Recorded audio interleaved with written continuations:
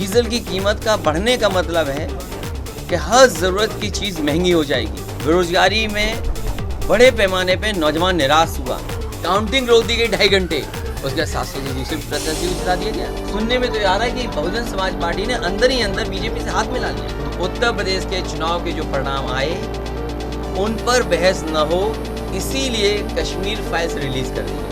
3 साल से कोई फौज की भर्ती नहीं हुई। 20 राउंड तक किशन दीक्षित जीत रहे थे। 22 राउंड के बाद उनकी जीत का फासला कम होने लगा और 25वें राउंड में 10,000 से हार गए।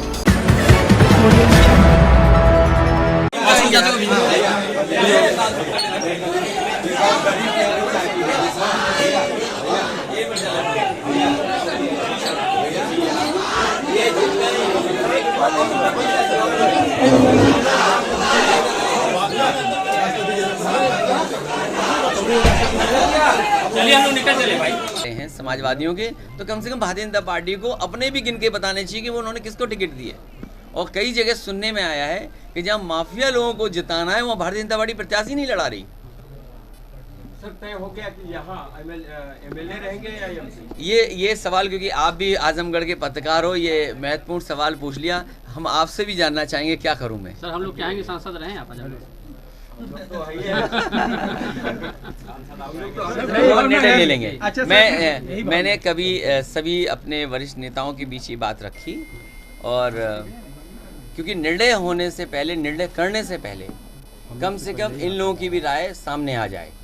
तो बहुत सारे लोगों ने अलग अलग विचार दिए हैं, लेकिन समाजवादी पार्टी के हित में और पार्टी के हित में जो होगा वो फैसला होगा।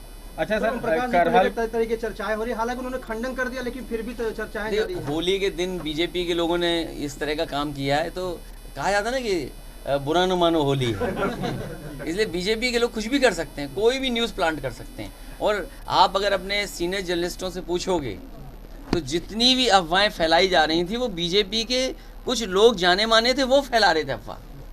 लेकिन ओम प्रकाश जी का जो रिकॉर्ड रहा, ट्रैक रिकॉर्ड, वो कभी टिकते नहीं जगह है। तो लेकिन कम से कम ओम प्रकाश राजभर जी समाजवादी पार्टी के साथ डटे हुए हैं, इस बात के लिए आपको बधाई देनी चाहिए। तो सर 2024 का चुनाव साथ में लड़ेंगे दोनों मिलकर? आने वाले समय में जितने भी गठबंधन हमारे साथी हैं सब साथ रहेंगे। अच्छा, और समाजवादी पार्टी की कोशिश होगी कि हर वर्ग को और जोड़ें। इस बार हम लोगों ने जोड़ा, हर वर्ग के लोगों ने समर्थन दिया।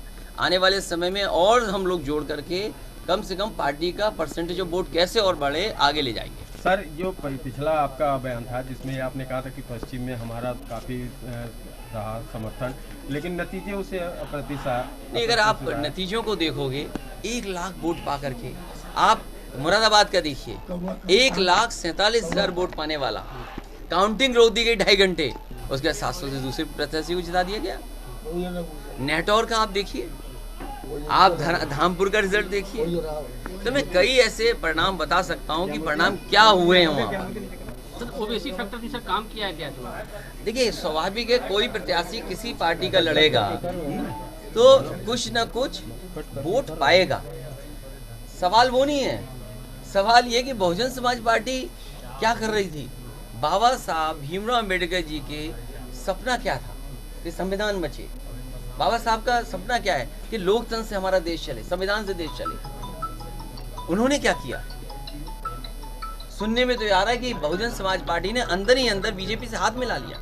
इसलिए समाजवादियों को जो मैं ये कहता हूँ, कश्मीर फाइल्स मूवी से जो पैसा इकट्ठा हुआ है, उस पैसे से कश्मीरी पंडितों को मिल करके जो वहाँ के लोग हैं उनकी एक कमेटी बनाई जाए, और कम से कम 25 ऐसे लोग हों जो महत्वपूर्ण प्रतिष्ठित हों, उनकी कमेटी बने, और सेटलमेंट और उनके लिए कैसे खर्च किया जा सके उस पैसे का खर्च होना चाहिए। और मैं तो कहूँगा लोगों को चंदा भी देना चाहिए इसके लिए। तो फिल्म को आप सही मानते हैं कि ये अब मैं आपसे उस बहस में नहीं बना, जो पैसा इकट्ठा हो गया है उससे कश्मीरी पंडित लोगों को, कश्मीरी लोगों को सेटल करने के लिए खर्च होना चाहिए, और सरकार को भी आगे आना चाहिए। अगर टैक्स के माध्यम से 100, 200, 300 करोड़ रुपए इकट्ठा हुआ है तो सरकार भी अपना पैसा लगाए कुछ, और कम से कम प्रधानमंत्री फंड में ना चला जाए वो पैसा, जिसका पता ही नहीं लगे कि फंड कहाँ चला गया। अच्छा, इसलिए वो फंड जो कश्मीरी लोग हैं, जो कश्मीरी पंडित लोग हैं, उनकी एक कमेटी बन जाए जो अलग अलग जगह रह रहे हैं, और वो खर्च करें अपने ऊपर कि वो कैसे सेटल होकर के खर्च करना चाहते हैं। कम से कम सरकार को ये कदम उठाना चाहिए। सर, अगर आपसे कोई कहे अंशदान के लिए, विस्थापन के लिए, तो आप करेंगे, देखेंगे? नहीं, क्यों नहीं, स्वाभाविक है, अगर कोई मांगता है तो बिल्कुल हम देंगे, उसमें क्या है। और मैं तो एक अच्छा सुझाव दे रहा हूँ, सरकार को ये मानना चाहिए इतना पैसा इकट्ठा हुआ है तो वो कम से कम उनके लिए खर्च तो हो। अच्छा अखिलेश भैया, एक और सवाल अंतिम ही समय, जो आपने ये कहा था कि बड़े दलों से समझौता का अनुभव अच्छा नहीं था, लेकिन फिर वो आपने समय नहीं आया है, छोटे दलों से आपने अनुभव किया, वो समय नहीं आया आगे है भी कि अभी 24 गठबंधन हो कि नहीं हो। अभी उत्तर प्रदेश में नई सरकार बनने जा रही है, हालांकि वो कंटिन्यूटी में सरकार है, मुख्यमंत्री भी कंटिन्यूटी में रहेंगे, काम पहले नहीं किया आगे कैसे करेंगे, तो अभी तो समय देना पड़ेगा उनको। और आने वाले समय में लोकसभा का जो चुनाव होगा उसमें क्या परिस्थितियां बनेंगी अभी कह पाना मुश्किल। सर 25 शपथ तारीख को ग्रहण में बाबा जी का जाएंगे? शपथ ग्रहण है सर, क्या कहेंगे? शपथ ग्रहण में जाएंगे? मुझे नहीं लगता कि मैं जाऊंगा, न मुझे बुलाया जाएगा। नहीं बुलाया तो जाएगा आपको, लेकिन- आपको कैसे पता कि बुलाया जाएगा? जो ये ऐसा तो नहीं है कि आप लोग उनकी तरफ से कह रहे नहीं, हो लिस्ट कि सर बनी अगर है आप इसमें। नहीं और सर मुझे तो पता नहीं लिस्ट। सर क्या संदेश रहेगा नहीं संदेश नहीं सरकार के लिए, देखिए, क्या करें जो बेहतर रहे? सरकार झूठ न बोले बस। आजमगढ़ में भाजपा के लोगों द्वारा कुछ लोगों को मारा गया। हाँ ये सही है, ये कम से कम अन्याय ना हो, ये नौजवान सही कह रहा है। भैया किसके वाले से हुआ? मेरे उत्तरवा किससे हुआ? कैमलिन का वही है। मैं सबसे पहले आजमगढ़ की जनता को धन्यवाद देना चाहता हूं। आजमगढ़ की जनता ने 10 में से 10 सीटें समाजवादी पार्टी को जिताई और आजमगढ़ का जो परिणाम समाजवादी पार्टी के पक्ष में आया है, ये ऐसा परिणाम है कि जो ऐतिहासिक बनकर के निकला है। भारतीय जनता पार्टी की कोशिश रही कि आजमगढ़ में ही समाजवादी पार्टी को पीछे कर दें, लेकिन जहां आजमगढ़ ने समाजवादियों का सम्मान बढ़ाया, समाजवादी पार्टी के पक्ष में मतदान कर करके एक ऐतिहासिक परिणाम दिया है। मैं उत्तर प्रदेश की जनता का धन्यवाद देता हूं कि जिस जनता ने समाजवादी नीतियों को, समाजवादी कार्यक्रमों को समर्थन दिया, और जब आज परिणाम आया, हालांकि सरकार नहीं बनी है, लेकिन उसके बावजूद भी समाजवादी पार्टी और गठबंधन का वोट परसेंटेज बढ़ा है। वोट परसेंटेज बढ़ने के साथ साथ समाजवादी पार्टी की सीटें भी बढ़ी हैं।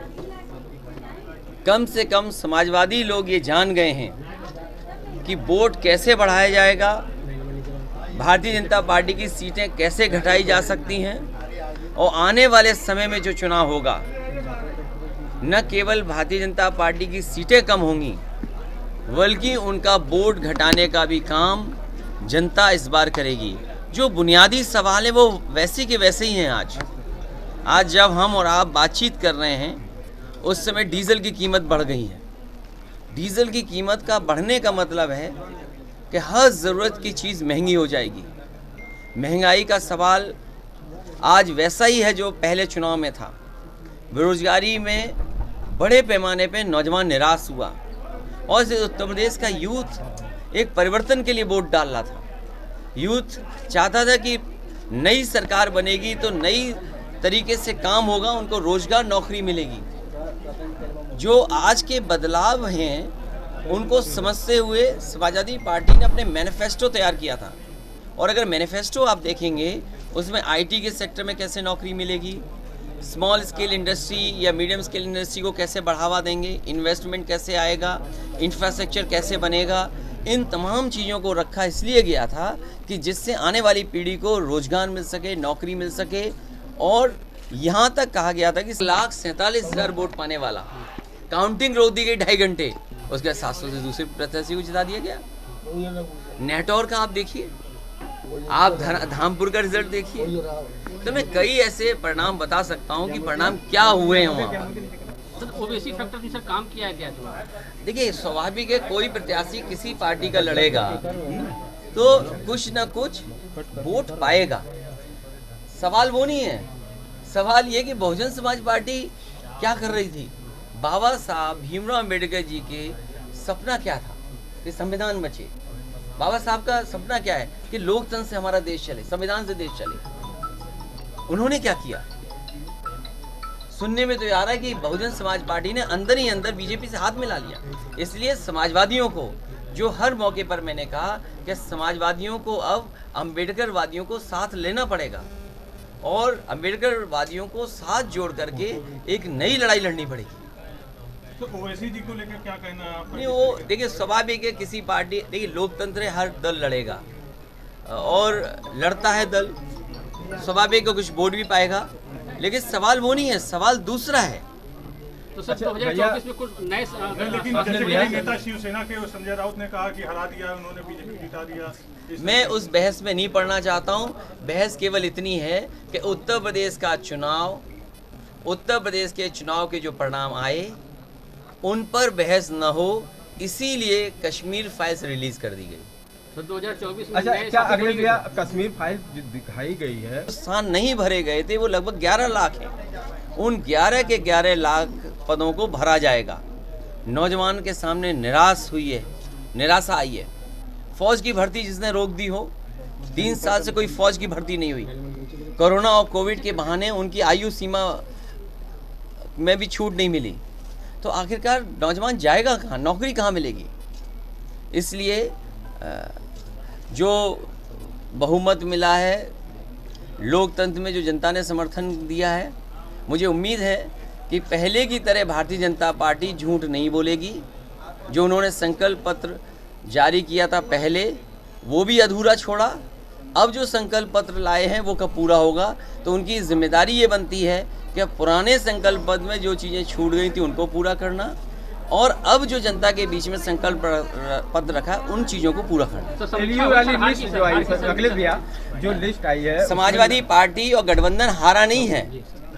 समाजवादी पार्टी और गठबंधन का वोट बढ़ा है, सीटें बढ़ी हैं, और कम से कम आने वाले समय में समाजवादी पार्टी और गठबंधन मिलकर के भारतीय जनता पार्टी को और नीचे ले जाएगा। सर बहुमत से क्यों दूर रहे, इस पर कुछ विचार हुआ? देखिए, अलग अलग जगह अलग अलग समीक्षा है, लेकिन समीक्षा न हो, उत्तर प्रदेश के चुनाव पे बहस न हो, इसलिए वो कश्मीर फाइल्स लेके आ गए। कश्मीर फाइल्स इसलिए लेकर के आए कि उत्तर प्रदेश के चुनाव में जो जो हुआ है उस पर बहस न हो, समीक्षा न हो, क्योंकि जन भावना कुछ और थी, जनता कुछ और सोच रही थी, लेकिन परिणाम कुछ और आया। अब तो हम यही कह सकते हैं, जो कश्मीर फाइल्स में पैसा इकट्ठा हुआ है, जो इतने बड़े पैमाने पे फिल्म देखी जा रही है, कम से कम उसके मुनाफे से जो कश्मीरी लोग जिनको विस्थापित करने के लिए खर्च होना चाहिए, और कम से कम बीजेपी को ये काम तो करना चाहिए। बीजेपी जब इतना प्रचार कर रही है, इतना आगे बढ़ा रही है कश्मीरी फाइल्स को लेकर के, तो उससे कमाए हुए पैसे से कश्मीरी पंडितों का विस्थापन होने का काम भी होना चाहिए, और कम से कम ऐसी कमेटी बननी चाहिए जिसमें पार्टी के पॉलिटिकल लीडर्स ना हो। कश्मीर फाइल्स के जो मुनाफा हुआ है उससे कम से कम उनके इस्तेमाल में तो आए। कश्मीरी पंडित जो अभी तक नहीं पहुंच पाए, उनको कैसे वहाँ पे सेटल किया जाए, तो कम से कम उसमें किसी पॉलिटिकल पार्टी के लोग ना हों, और जो कश्मीरी पंडित हैं उन्हीं की कोई कमेटी बन करके उस पैसे से पूरा का पूरा उन्हीं के लिए सेटलमेंट के लिए इंतजाम होना चाहिए। तो ईवीएम ये कारण रहा सर हार का? ईवीएम पे बहस इसलिए नहीं करना चाहिए, वो ये समय नहीं है ईवीएम का, क्योंकि चुनाव लड़ रही थी, आज वो हार गई है इसलिए आरोप लगा रही है, लेकिन बहुत सारी जगह पर काउंटिंग रोक दी गई। मुझे अखबार में पढ़ने का मौका मिला, दैनिक जागरण अखबार में, और आपको भी पढ़ना चाहिए, कि जिस अखबार में बनारस साउथ के बारे में लिखा कि 20 राउंड तक किशन दीक्षित जीत रहे थे, 22 राउंड के बाद उनकी जीत का फासला कम होने लगा और 25वें राउंड में 10,000 से हार गए। ये कौन यकीन मान लेगा इन बातों को?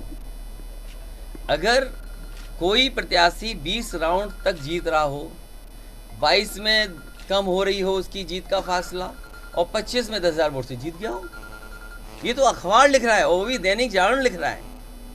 3-3 घंटे काउंटिंग रोकी गई, और मैंने तो पहले ही कहा था कि काउंटिंग स्लो की जाएगी। कई लोग मामूली से वोटों से हार गए। वीडियो रिकॉर्डिंग आई हैं, ऑडियो रिकॉर्डिंग आई हैं।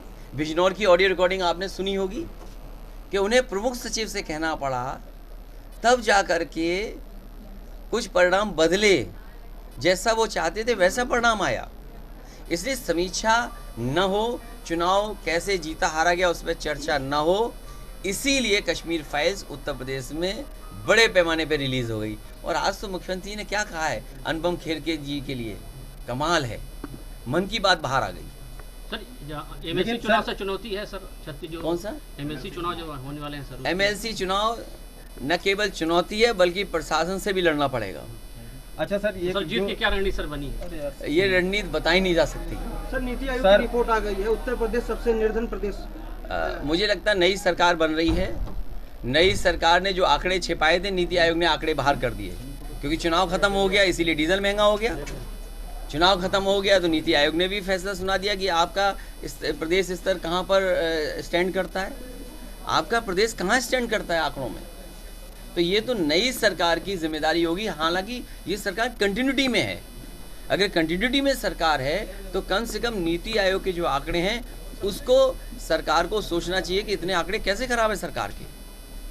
अखिलेश भैया, एक आप लिस्ट जारी हुई है जिसमें कि पहले लिस्ट में तो यादव का नाम था, लेकिन दूसरी लिस्ट में एकदम यादव का वैल्यू काट दिया गया, इसके पीछे क्या? मुझे खुशी है ये सवाल आप पूछ रहे हो। भारतीय जनता पार्टी अगर जातिवादी करे, भारतीय जनता पार्टी अपनी सूची अगर जाति के हिसाब से दे तो वो कहते हैं ये सोशल इंजीनियरिंग कर रहे हैं। समाजवादी पार्टी अगर अपनी सीटें घोषित कर दे तो बोलते हैं ये जातिवादी लोग हैं। तो सोशल इंजीनियरिंग किसको कहा जाता है, जातिवादी किसको कहा जाता है? भारतीय जनता पार्टी की सूची अगर देखोगे तो आप दोस्तों, यूपी की धुआंधार राजनीतिक खबरों के लिए भारत एक सोच को सब्सक्राइब जरूर करिए और बगल वाली घंटी जरूर दबाइए, क्योंकि अगर आप एक बार नोटिफिकेशन बेल दबा देंगे तो आपको हमारे नए वीडियो की सूचना बिल्कुल मुफ्त में मिल जाएगी और आप जब चाहे जानकारी से भरा वीडियो अपनी मर्जी के मुताबिक देख पाएंगे। चलते हैं, जय भीम, जय भारत।